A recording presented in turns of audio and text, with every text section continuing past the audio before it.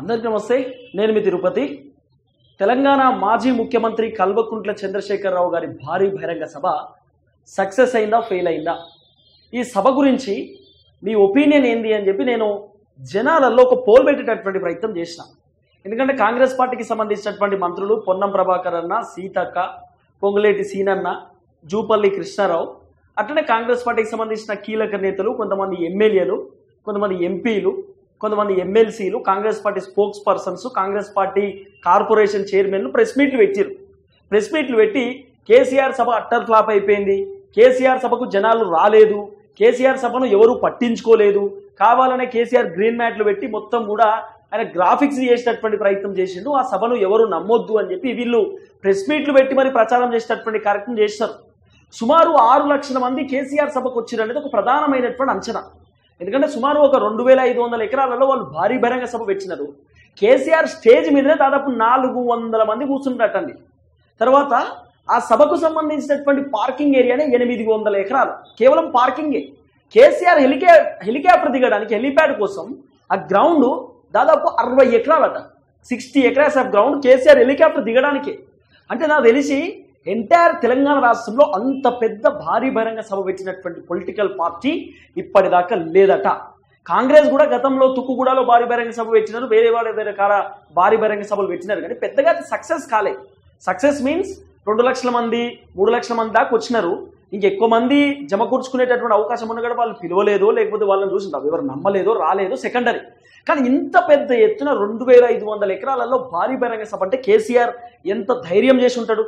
సుమారు ఆ సభకు 150 కోట్ల రూపాయల బడ్జెట్ కేటాయించిరట.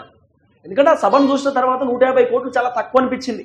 సరే, జనాలు డబ్బులు ఇస్తే వచ్చిరా, బిర్యానీ ప్యాకెట్ల కోసం వచ్చిరా, బీర్ల కోసం వచ్చిరా, ఇట్లొచ్చిరా అనేది సెకండరీ. కానీ 6 లక్షల మంది ఒక భారీ బహిరంగ సభకు రావడం అంటే ఇట్స్ నాట్ ఏ జోక్ కదా. ఆ రోజు పనులన్నీ ఇడిచిపెట్టుకొని, ఆ రోజు ఉన్నటువంటి అన్ని అంశాలు ఇడిచిపెట్టుకొని కేవలం కేసీఆర్ మాటలు ఎట్లుంటాయి, కేసీఆర్ ఏం చేస్తాడో అనే అంశం పైన వచ్చిరంటే నాట్ ఏ జోక్. తర్వాత అదే రోజు TV9లో నేను కేసీఆర్ లైవ్ వాచ్ చేస్తున్నాను. దాదాపు 101,000 మంది కేసీఆర్ లైవ్ చూస్తున్నారు TV9 అనేటటువంటి సాటిలైట్ ఛానల్. తర్వాత అనేక యూట్యూబ్ ఛానళ్లలో 10,000 మంది లైవ్ చూస్తున్నారు, 9,000 మంది లైవ్ చూస్తున్నారు. RTV ఒక ఛానల్లో దాదాపు కేసీఆర్ లైవ్ ఎంత కాదన్నా 98,000 మంది లైవ్ చూసారండి. అంటే కేసీఆర్ సభ లైవ్లో మాత్రమే కాదు, అంటే సభలో పోయి మాత్రమే కాదు, దాదాపు ప్రజలు ఫోన్లలో కూడా చాలా మంది, లక్షల మంది ఆ సభ చూసినారు. ఆ 55 నిమిషాల స్పీచ్ కోసం నేనే చెప్తున్నా, నేనే కేసీఆర్ ఏం మాట్లాడతాడో అని చెప్పి 55 నిమిషాల స్పీచ్ కోసం నేను జూబ్లీ హిల్స్తో స్టార్ట్ చేసినటువంటి స్పీచ్ దాదాపు నేను తార్నాకకు వచ్చిన తర్వాత కారు సైడ్ పెట్టి మరి చూసిన కేసీఆర్ ఏం మాట్లాడుతున్నాడు, కేసీఆర్ ఏం చెప్తున్నాడు, కేసీఆర్ అసలు ఎవరి గురించి డిస్కస్ చేయబోతున్నాడు అని చెప్పి తార్నాకకు వచ్చిన తర్వాత 55 నిమిషాల పాటు కారు పక్కన పెట్టి నేనే కేసీఆర్ స్పీచ్ విన్నా. అంటే నేనే క్యూరియాసిటీతో కేసీఆర్ స్పీచ్ విన్నా. అంటే నాలాంటి వాళ్ళు 1000 మంది, 100 మంది, లక్షల మంది ఎంతమంది ఉంటారు కేసీఆర్ స్పీచ్ వినడానికి? అంటే కొంతమంది అంటారు కేసీఆర్ అన్ని పాత డైలాగులే కొట్టిండు, కేసీఆర్ ఏం కొత్త అంశాలు మాట్లాడలేదు. అంటే కేసీఆర్ అన్ని కొత్త మాట్లాడిండు. పాత డైలాగులు అంటే ఆయన సామెతలు కొట్టుండొచ్చు తప్ప అన్ని కొత్తే. కాంగ్రెస్ ప్రభుత్వాన్ని ఎట్లా విమర్శించాలో అట్లా విమర్శించండు, ప్రభుత్వానికి ఎట్లా సురుకులు పెట్టాలో ఆ సురుకులన్నీ పెట్టిండు.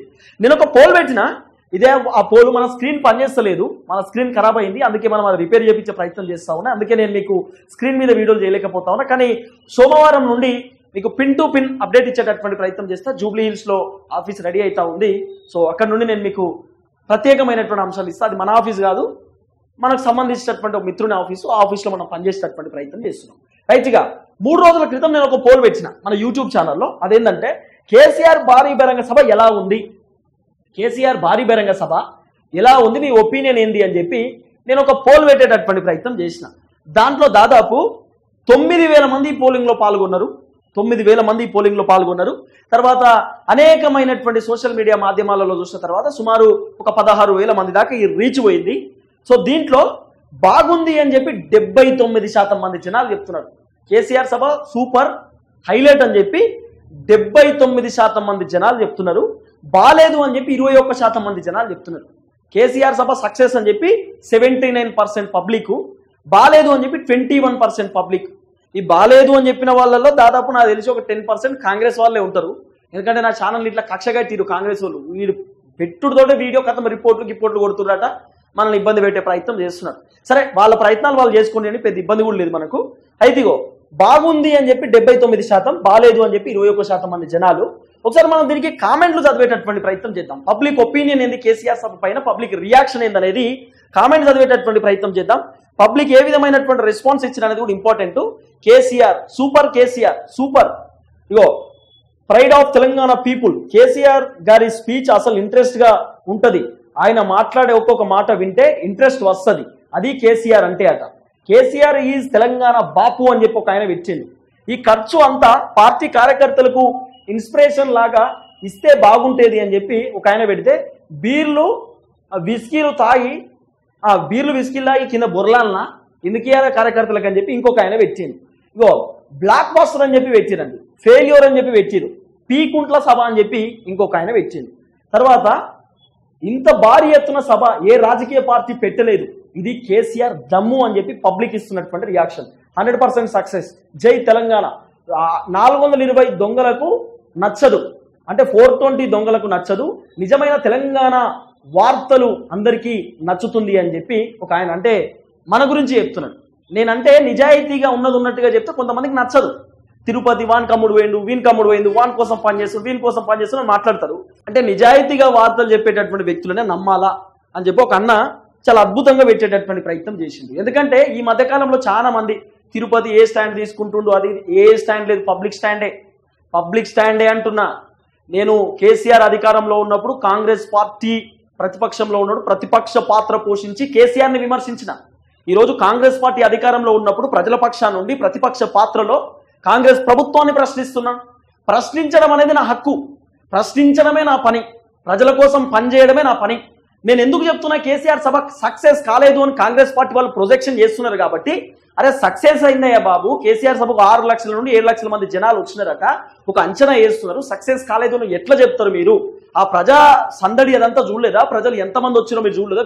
అనేక విజువల్స్ వచ్చినాయి కదా, ఎందుకు దబాయిస్తా ఉన్నారు అని చెప్పి నేను మాట్లాడే ప్రయత్నం చేస్తున్నాను. ఇప్పటికి ఇంకా ప్రొజెక్షన్ చేస్తున్నారు, కేసీఆర్ సభ సక్సెస్ కాలేదు, అట్టర్ ఫ్లాప్, ఫెయిల్యూర్ అని చెప్పి. ఇప్పటికీ 2-3 రోజులు అవుతుంది సభ అయిపోయి, ఇప్పటికి ఇంకా నమ్ముతలేరు కాంగ్రెస్ వాళ్ళు.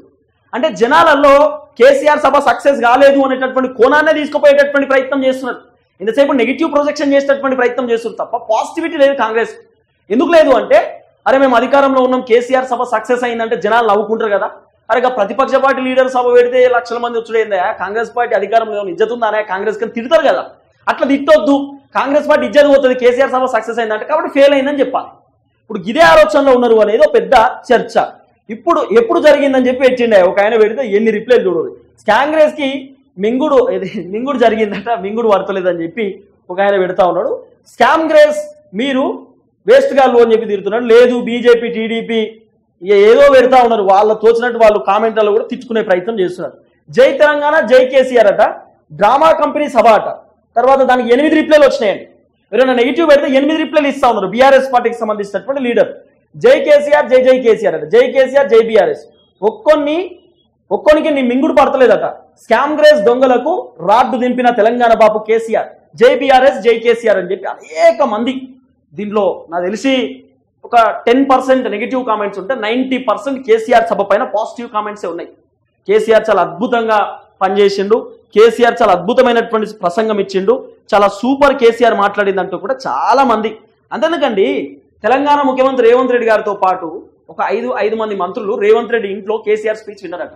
55 నిమిషాల పాటు కేసీఆర్ రేవంత్ రెడ్డి గురించి ఏం మాట్లాడతాడో, రేవంత్ రెడ్డి పేరు తీస్తాడేమో, కాంగ్రెస్ ప్రభుత్వాన్ని ఏమంటాడో, మంత్రుల పేర్లు తీస్తాడేమో, ఏమని మాట్లాడతాడో అని చెప్పి చాలా మంది ఓపికతో వెయిట్ చేసేదట.